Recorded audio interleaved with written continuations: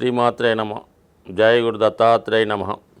ఈ వీడియోలో మనం ఏప్రిల్ 14వ తారీఖు నుంచి 20వ తారీఖు మధ్యలో జరగబోయే వార ఫలాలు మేషరాశి వారికి ఏ విధంగా ఉంటాయో అన్న విషయాన్ని మనం ఈ వీడియోలో తెలుసుకుందాం.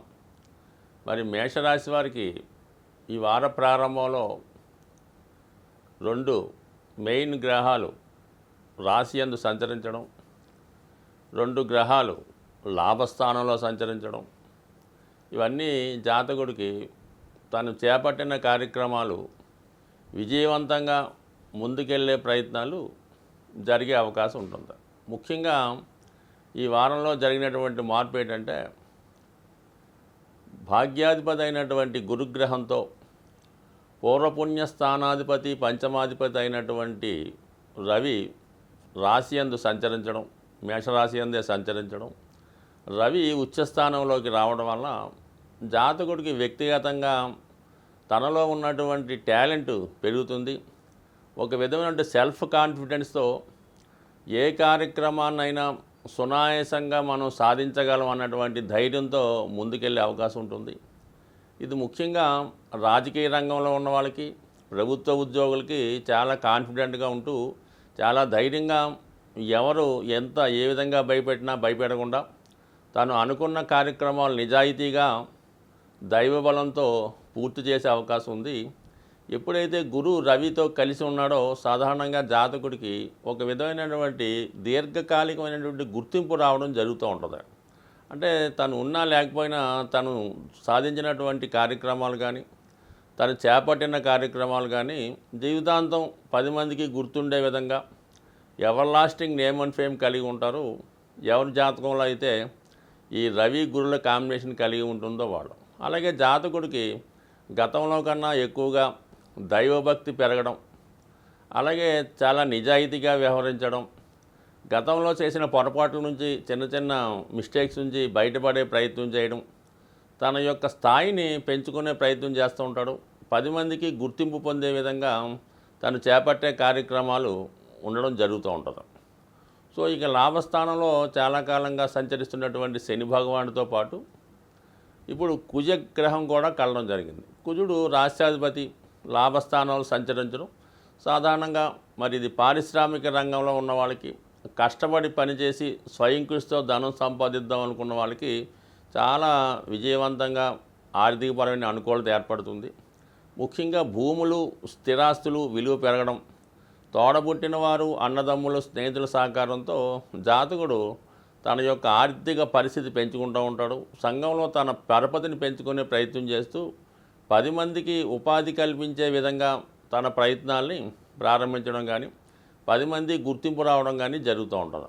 ఒక విధంగా అష్టమాధిపతిగా ఉన్నటువంటి కుజుడు లాభస్థానంలోకి రావడం వల్ల ఆకస్మిక ధనలాభం అన్నది జాతకుడికి తెలియజేస్తూ ఉంటుంది. అంటే ఆకస్మిక ధనలాభం ఒక విధంగా తను సంపాదించిన ధనం, అంటే ఏదైనా ప్రైజ్ మనీ రూపంలో కానీ, ఏదైనా సెటిల్మెంట్ రూపంలో కానీ, ఏదైనా మీడియేటర్గా వ్యవహరించడం వల్ల అనుకోకుండా ధనం రావడం కానీ, ఇంటే కొన్ని పనులు కొంతమందికి చేసి పెట్టడం వల్ల వాళ్ళు బహుమతిగా కొంత ధనాన్నో కొంత ఆస్తినో జాతకుడికి బహుకరించడం కానీ, లేదంటే కట్నం రూపంలో స్త్రీధనం కానీ, భార్య లేదా భర్త తరపు బంధువుల నుంచి వాళ్ళు వారసత్వంగా వీళ్ళకి రావాల్సింది ఇవ్వడం కానీ, లేదంటే చాలా కాలంగా మీరు డిపాజిట్ చేసినటువంటి చిట్ ఫండ్స్ కానీ, బ్యాంక్ ఫైనాన్స్ కానీ, షేర్ మార్కెట్లో ఉన్నటువంటి ధనం అకస్మాత్తుగా రావడం జరుగుతుంటుంది. అయితే కుజుడు కాబట్టి సాధారణంగా భూములు, స్థిరాస్తుల మీద ఎక్కువ ఆదాయాన్ని ఇవ్వడం జరుగుతుంటుంది.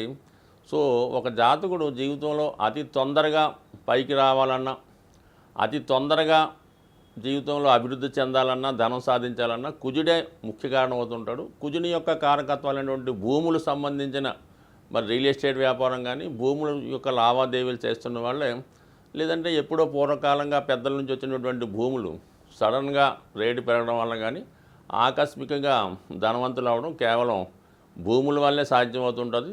అది భూములు మనకి అనుకూలించాలంటే దానికి కుజుడి యొక్క సంకల్పం ఉండాలి, కుజుడు జాతకంలో బలంగా ఉండాలి.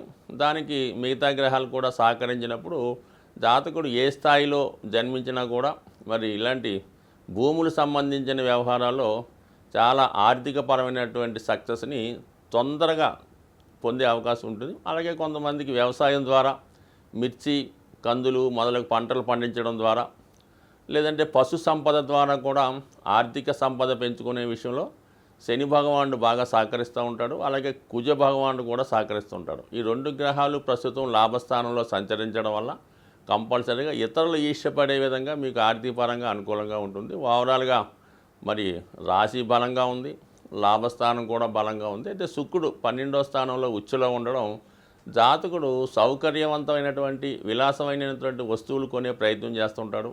జీవితాన్ని లగ్జరీగా గడిపే ప్రయత్నం కూడా జరుగుతూ ఉంటుంది. అయితే రాహు శుక్రులు కలిసి ఉండడం వల్ల జాతకుడు ఎవరికైనా ఇన్వెస్ట్ చేసేటప్పుడు కానీ ఏదైనా ప్రలోభాలకి లొంగకుండా చాలా వరకు 1-2 సార్లు ఆలోచించి ధనం విషయంలో జాగ్రత్త పడవలసి ఉంటుంది. ఏమాత్రం ప్రలోభాలకు లొంగినా, ఇతరుల ధనం కోసం ఆశపడినా ఖచ్చితంగా జాతకుడు మోసపోయే అవకాశం ఉంటుంది. కాబట్టి ఈ విషయంలో చాలా జాగ్రత్తగా ఉంచాలి. ఈ వారం అంతా కూడా జాతకుడు కుజగ్రహ అనుగ్రహం కోసం హనుమాన్ చాలీసా పారాయణ కానీ, సుబ్రహ్మణ్య స్వామి ఆరాధన కానీ చేయడం వల్ల ఖచ్చితంగా జాతకుడు ఈ వారం అంతా కూడా మేలైన ఫలితాలు పొందే అవకాశం ఉంది. సాధారణంగా ఈ రాశి ఫలాలు చూస్తున్న వాళ్ళకి అనేక రకాల సందేహాలు రావడం జరుగుతూ ఉంది. ఒకే రాశిలో ఉన్నంత మాత్రాన అందరికీ ఒకే విధమైనటువంటి ఫలితాలు ఉండే అవకాశం లేదు. ఒక రాశిలో సాధారణంగా 3 నక్షత్రాలు రావడం జరుగుతుంటుంది. వారు జన్మించినటువంటి జన్మ నక్షత్రాన్ని బట్టి కూడా జాతకం ఆధారపడి ఉంటుంది. సో ఉదాహరణకి కర్కాటక రాశి తీసుకుందాం.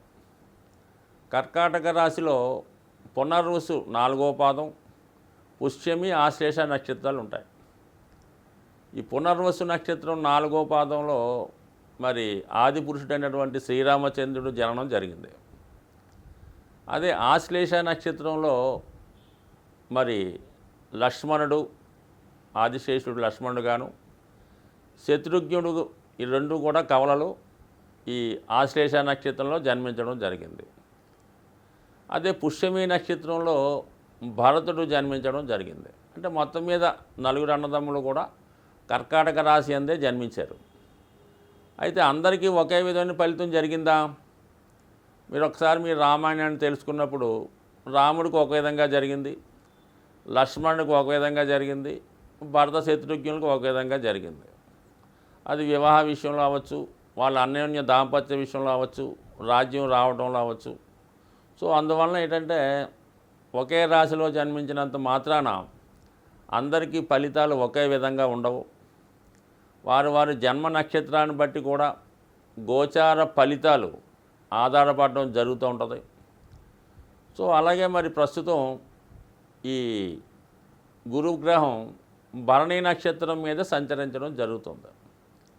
సో ఈ భరణి నక్షత్రం మీద సంచరించడం వల్ల అశ్విని నక్షత్రం వారికి ఎలా ఉంటుందంటే మరి సంపత్తార మీద ప్రయాణించడం వల్ల వాళ్ళకి ఆర్థిక పరంగా చాలా అనుకూలంగా ఉంటుంది. అదే కృత్తికా నక్షత్రం వారికి ఎలా ఉంటుంది, పరమిత్రత రావడం వల్ల ఏంటంటే వాళ్ళకి ధనం ఖర్చు ఎక్కువ ఉంటుంది. సో ఈ విధంగా నక్షత్రాన్ని బట్టి కూడా గోచార ఫలితాలు మారుతుంటాయి. కాబట్టి మాకు ఇది జరిగిందండి, మాకు ఇది జరగలేదన్నటువంటి అపోహ మాత్రం పెట్టుకోవద్దు. కేవలం ఈ గోచార ఫలితాలు నామమాత్రంగా తీసుకోవడం, దాని తర్వాత జాతకంలో జరుగుతున్నటువంటి దశలు, అంతర్దశలు, విదశల మీదే జాతకం ఎక్కువగా ఆధారపడి ఉండడం జరుగుతూ ఉంటుంది. కాబట్టి సాధ్యమైనంత వరకు మీరు జాతక ఫలితాలను జాగ్రత్తగా తీసుకుంటూ పాజిటివ్ వరకు జాగ్రత్తగా తీసుకోవడం, పరిహారాలు లాంటివి ఏముంటే జాగ్రత్తగా పాటించుకోవడం అనేది ఉత్తమమైన పద్ధతి తప్ప ప్రతిదీ కూడా ఏదో స్త్రీ లాభం ఉందంటే స్త్రీ వస్తుందనో, ఏదో అంటే ఆర్థిక పరంగా బాగుంటుందని నిద్రుగుతుందనో అలాంటి అపోహలకి భ్రమలకి ఎట్టి పరిస్థితులు కూడా లొంగడానికి వీల్లేదు. ఎందుకంటే అనేక మంది ఒకే రాశిలో జన్మిస్తూ ఉంటారు, అనేక మందికి ఒక విధంగా ఉండదు. కాబట్టి మరి రాశి ఫలితాలు చూస్తున్న వాళ్ళు చాలా జాగ్రత్తగా చూసి దాన్ని ఏదో నామమాత్రంగా తీసుకోవడం మంచిది. ఇంకా మనకు మేలైన ఫలితాలు, ఉత్తమమైన ఫలితాలు కావాలనుకుంటే మీకు అందుబాటులో ఉన్నటువంటి ఒక మంచి జ్యోతిష్య పండితుడిని సంప్రదించడం వల్ల అది ఎలా ఉండాలంటే మీకు మీ ఒక్కరి జాతకమే కాకుండా మీ కుటుంబ సభ్యులు అందరి జాతకం, కొంతమంది వంశపారంపర్యంగా ఆ కుటుంబం అంతా కూడా ఒక గురువుని ఆశ్రయిస్తూ ఉంటారు. ఆ విధంగా వాళ్ళు ఖచ్చితంగా అందరి జాతకాలను బేరీ చేసి అందులో మీ జాతకాన్ని కూడా పరిశీలించి చెప్పడం జరుగుతుంటారు తప్ప కేవలం మీ ఒక్క వ్యక్తిగత జాతకం బట్టే కాకుండా మీ భార్య, మీ పిల్లలు, మీ అన్నదమ్ములు అందరి జాతకం కూడా జాతకం మీద ప్రభావం చూపిస్తుంటాయి. కాబట్టి ఇది చాలా సున్నితమైన వ్యవహారం తప్ప ఏదో గురువు వచ్చాడు, శని వచ్చాడు, ఈ జాతకాలు మారిపోతాయని మాత్రం ఎట్టి పరిస్థితులు కూడా అనుకోవద్దు. ఇది అందరికీ అన్ని విధాల అన్ని గ్రహాలు జాతకుడికి అనుకూలించినప్పుడే చాలా అనుకూలంగా ఉంటుంది. ఒక గ్రహం బాగున్నంత మాత్రం శుభం జరగదు, ఒక గ్రహం పాడైనంత మాత్రం ఇబ్బంది కూడా జరిగే అవకాశం లేదు. కాబట్టి జాతకుడు జాగ్రత్తగా ఈ గోచార ఫలితాలను అన్వయించుకుంటూ దాన్ని కొంతవరకు తీసుకోవడమే మంచిది. స్వస్తి.